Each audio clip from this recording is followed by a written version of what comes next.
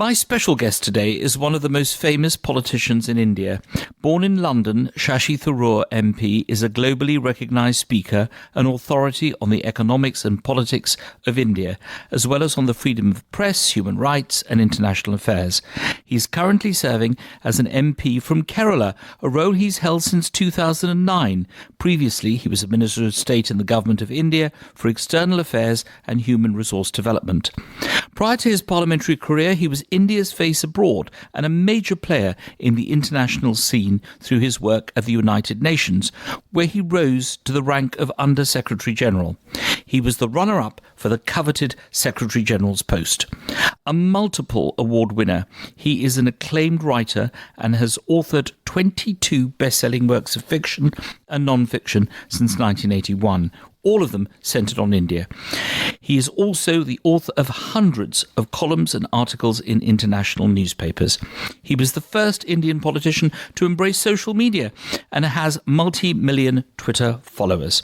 He is frequently described as a Congress party leader to watch out for.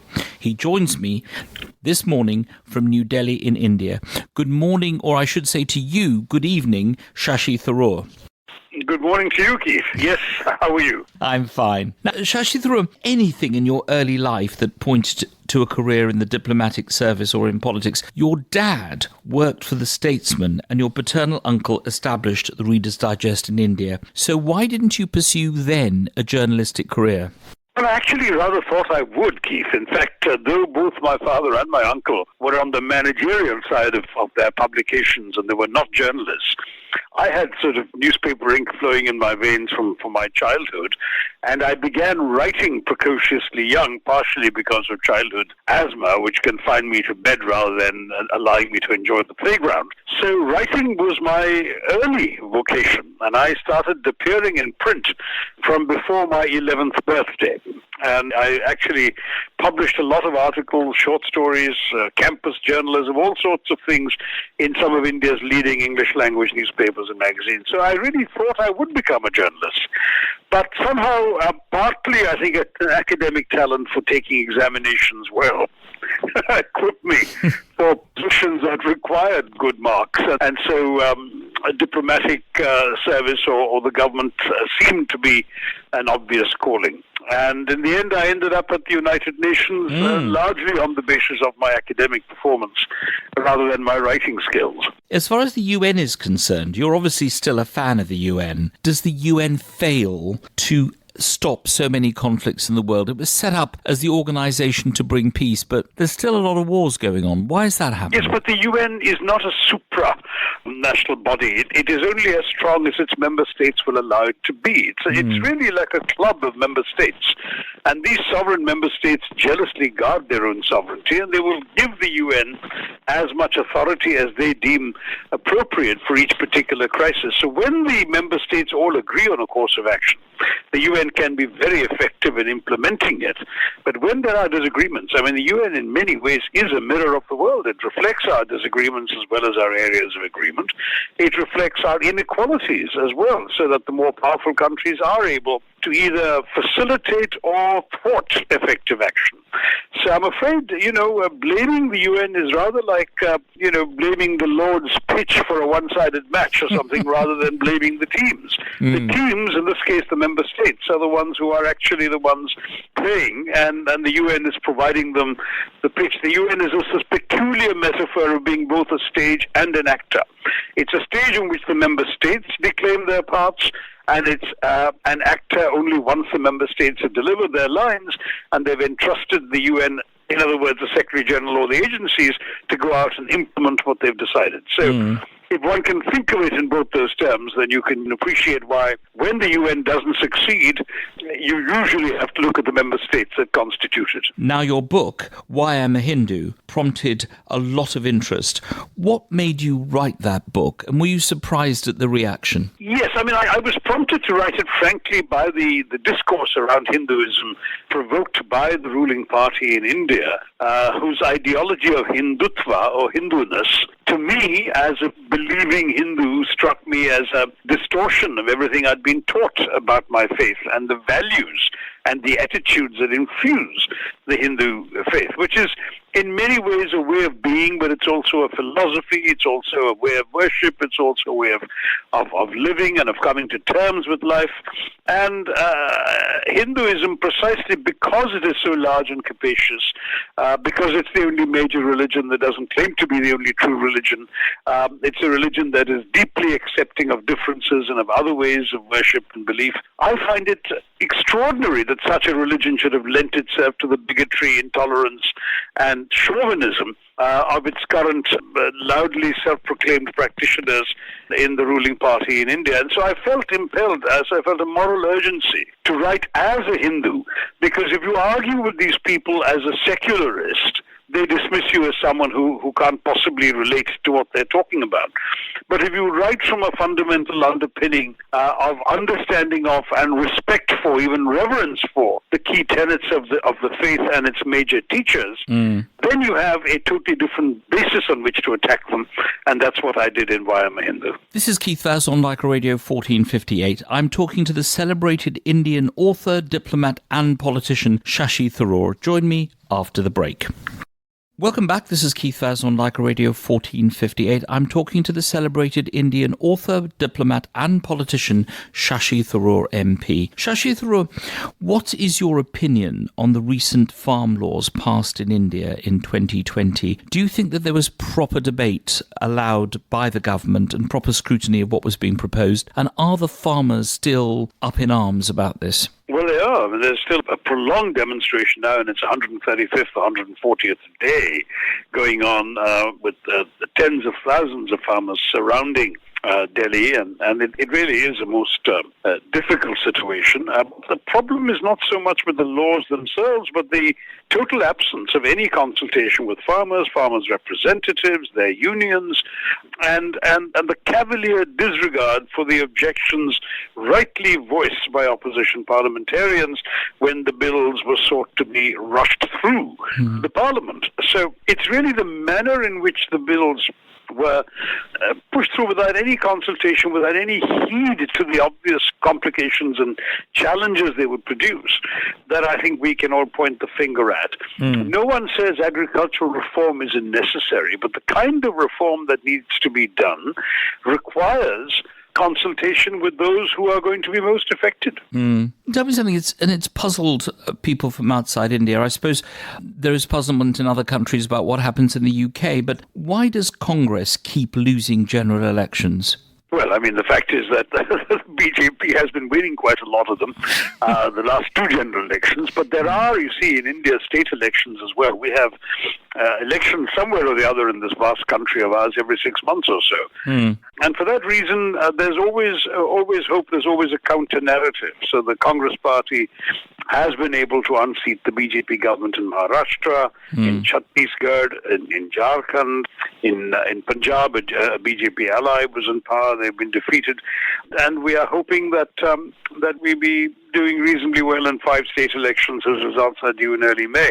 The fact is that India is a rather large and complicated and diverse democracy, but there is a sort of narrative of nationalist pride and particularly of Hindu self-assertion that the BJP has projected, which has captured the imagination of a significant plurality, I will not say majority, in the north. And with a divided opposition, all it takes very often is 30-odd% of the vote to win a majority of seats. The BJP won 31% in 2014 and 37% in 2019. That gave them, in both occasions, a single-party majority in the lower house. So it's one of these things. We'll have to get the opposition together. Now, you're clearly adored by your local electorate because you've been re-elected so many times. You've been on the world stage, you've been at the UN, you've been a minister, you chaired a parliamentary committee. What do you most like about constituency work? I think the individuals, Keith, you've been an MP, you know what I mean. I mean, we deal with big policy issues in which people who are, after all, or should be the objects of all policy, are essentially mass abstractions. But in constituency work, you deal with individual problems all the time. And certainly it's difficult for an Indian MP who represents 2 million voters as opposed to British MP who I think gets 60,000 to cater to. or is it 100,000? I don't know. But the fact is that we do have an awful lot of individuals, and not all of them come and have direct access. But when we do our surgeries, we end up with 250 people visiting us over 3 or 4 hours, rather than the 6 or 7 that the average British MP sees. So I get that individual contact, but in spades, and it's demanding work, but it is satisfying to be able to make a difference to the lives of people you can meet and actually help. This is Keith Vaz on Leica Radio, talking to the celebrated Indian author, diplomat and politician Shashi Tharoor MP. We'll be back after the break. Welcome back. This is Keith Vaz on Leica Radio. I'm talking to Shashi Tharoor MP, the celebrated Indian author, diplomat and politician. Shashi Tharoor, you said Britain should atone for plundering your country during colonial rule. You argued this in your book, Inglorious Empire. You said the British rule in India was totally immoral and bent on the subjugation of Indians for the purpose of profit. And you were applauded in your country for those views. Do you think that Britain should pay compensation to India? Remember, you were born in London. That makes no difference, Keith.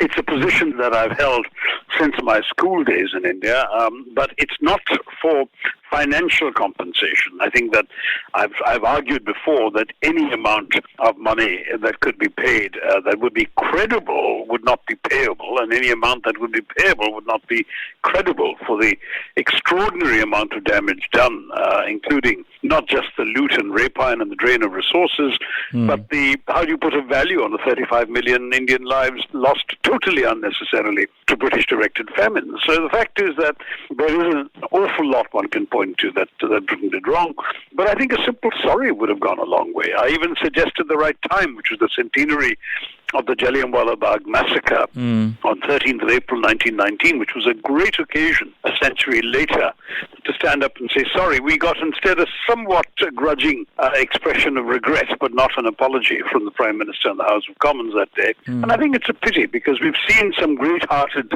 actions of atonement by others, Willy Brandt going down on his knees at the Warsaw Ghetto, for example. I think Britain would have done well to find a way just to say sorry, and it would have gone a long way, I think, to putting this behind us.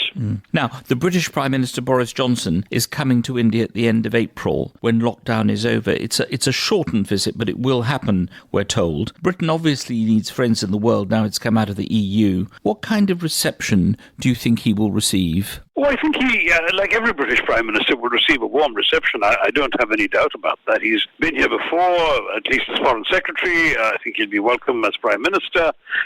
Indians actually have, quite paradoxically perhaps, really don't have any hard feelings about Britain. If anything, they celebrate the affinities far more than they nurse grudges. And I think that's something which goes back, if you like, to the Gandhian attitude, which was you hate the sin but not the sinner. And so what Britain did was wrong for 200 years, but that doesn't make the British people or British government or British individuals wrong. It just means that some bad things were done, and these are not necessarily bad people doing them.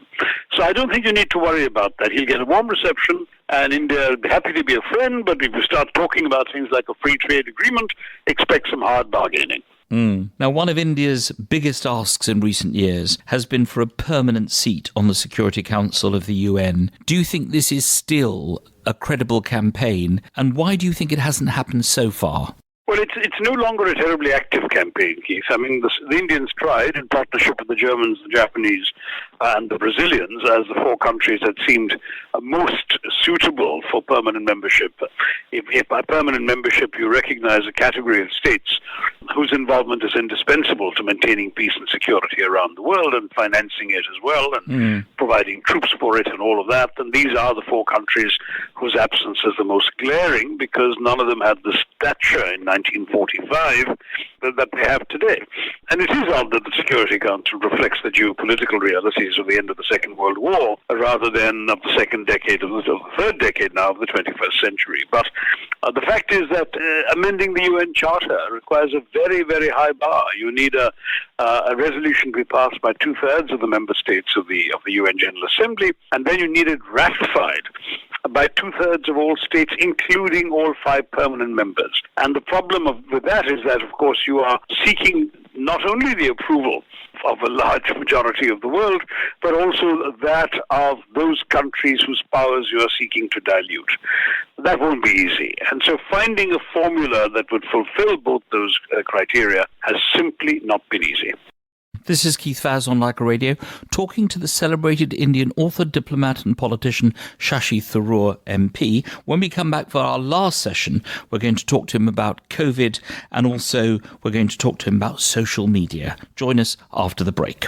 Welcome back. This is Keith Vaz on Leica Radio 1458, talking to the celebrated Indian author, diplomat and politician Shashi Tharoor MP. Shashi Tharoor, how well do you think the Indian government has handled the COVID crisis? The current figures are 174,000 people have died, and in your own state of Kerala it's 4,856. And also, how do you think the vaccination programme is going in Kerala? Not well enough altogether, because in India now the figures are 217,000 new cases today, similar number yesterday.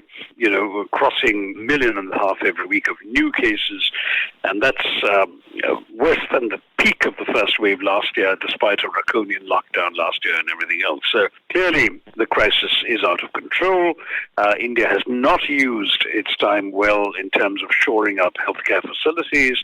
I think when the first wave subsided, a certain complacency set in. Even vaccination, India is already the supplier of 60% of the world's vaccines. We could have ramped up production very easily if the government had financed the companies that manufacture these things and had a huge stock ready. Instead, we are now scrambling to vaccinate the people who need it, and we are way behind. We are actually producing fewer vaccines per day than are being used, with the result that whatever little stocks we had are being used up, and many vaccination centers are putting up signs saying that they have run out of vaccines. That's a terrible situation for the pharmacy of the world, as India likes to bill itself, to be in. And though I was one of those who applauded India's earlier vaccine diplomacy, I think the fact that we have exported more vaccines than we have given to our own people is a pretty savage indictment of the mishandling of the crisis by the government. Now, internationally, the centre-left has seemed to be in retreat for some time. The right seems to have got big supporters in the media. Do you think politics has moved away from the centre ground forever, or do you think this is a cyclical thing? It is cyclical. I mean, even cyclical it implies a neat, orderly pattern, which I don't think exists in human history. I think we're going through a phase where certainly partly because of economic uncertainty, partly because of the advent of unfamiliar things, including larger-scale migration and so on. There's been a bit of a backlash. Globalization has generated both an economic backlash amongst those who perceive themselves as losers and a cultural backlash amongst those who see themselves as being invaded by foreigners and people speaking foreign languages and different colors of skin and worshipping different gods and so on. All of that has created a certain propitious ground for the right wing in many, many countries. And it's the populist leaders have essentially claimed to be more authentic representatives of their people, including their people's prejudices, than the cosmopolitan elites who were there earlier. Now, the truth is that the cosmopolitan elites may have allowed themselves to appear out of touch, but in many ways they speak for the innate decency, accommodativeness, and principles of acceptance and tolerance that has kept human civilization going for a few thousand years. And I think eventually we're going to get back to that too, pretty much everywhere. The only question is how quickly and who goes first. Right now, we in India are going through a pretty grim phase that's repudiating everything the Indian Republic and Indian democracy and Indian pluralism seem to have stood for during the first 6.5 decades after independence. But I don't think it's permanent. I think the equilibrium will right itself sooner or later, or left itself, if you wish. Now, you were the first Indian politician to embrace social media. You now have 7.9 million Twitter followers and rising. Is social media a benefit or a burden for modern politicians? Gosh, no, I think it's a benefit, all right, but it is definitely also a burden. I mean, if I want to open my timeline and look at all the comments I get every day from trolls, I would be drenched in toxicity of the nastiest kind. But it is undoubtedly a blessing because it gets your message across to a vast and diverse audience in a very quick, simple, and efficient way. Imagine the old days, Keith. I mean, I'm a relative latecomer to politics by comparison with you because I spent 29 years in the international civil service. But But you will surely remember a time when if you wanted to say something, you had to convene a press conference or write a press release or issue a statement and hope that it's picked up and reported the next day. I don't need to do any of that anymore. I write a 2-line tweet and it's all over the wires and everywhere else. Frankly, within minutes, not even hours. It's just extraordinary.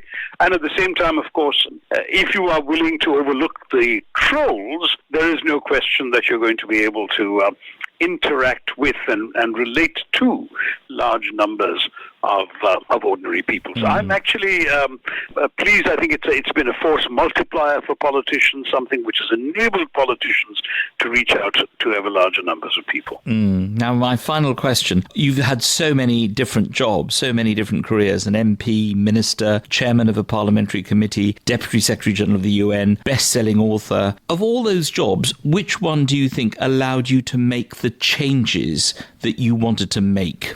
Well, I think obviously, there's a difference between the world of conclusions, which is what writers specialize in, and the world of decisions, which is what politicians and sometimes international civil servants find themselves being able to either influence or make. And therefore, if you want to talk about what changes I've been able to bring about, clearly politics permits more changes. But if you expand your question to include changing people's minds, influencing attitudes and thoughts, then surely the writing will be the more enduring legacy. And I've often observed, I'm already a former minister. One day I will be a former MP. But I hope never to be a former writer. And I hope that the works I put down for readers will continue to divert, to instruct, to entertain, to edify, and all of that, and will leave behind something of myself when my time on this planet has passed. Shashi Tharoor, you're incredibly busy. Thank you so much for talking to Leica Radio today. We always ask our special guests to choose one song which they would like to dedicate to a person. Which song would you like to choose, and who do you want to dedicate it to? Well, I think I'll choose a childhood favorite. I thought about all this serious, earnest things like, whether I should suggest Imagine or We Are the World or one of these things that would speak to my heart as you went. But then I said, no, I'm going to dedicate a song to my mother that she remembers me sort of clambering on tables and singing as a 12-year-old and a 13-year-old. And that's Lily the Pink, Big Hit by the Scaffold, which is a lot of fun. It has hilarious lyrics, was very easy to sing, and kept my family entertained. So since during COVID, we're all thinking much more about family, I hope. Let me have you play Lily the Pink, dedicated to my mother, Lily Tharoor, who often says she learned much of her English listening to Desert Island Discs when she was a young woman in the UK. Well, Shashi Tharoor, this is going to be the first time in the history of Leica Radio that we've played Lily the Pink. But I've no doubt about that. But you are, if anything, a pioneer. So thank you so much for joining us. Pleasure, Keith. All the best. See you soon. And let us hear Lily the Pink.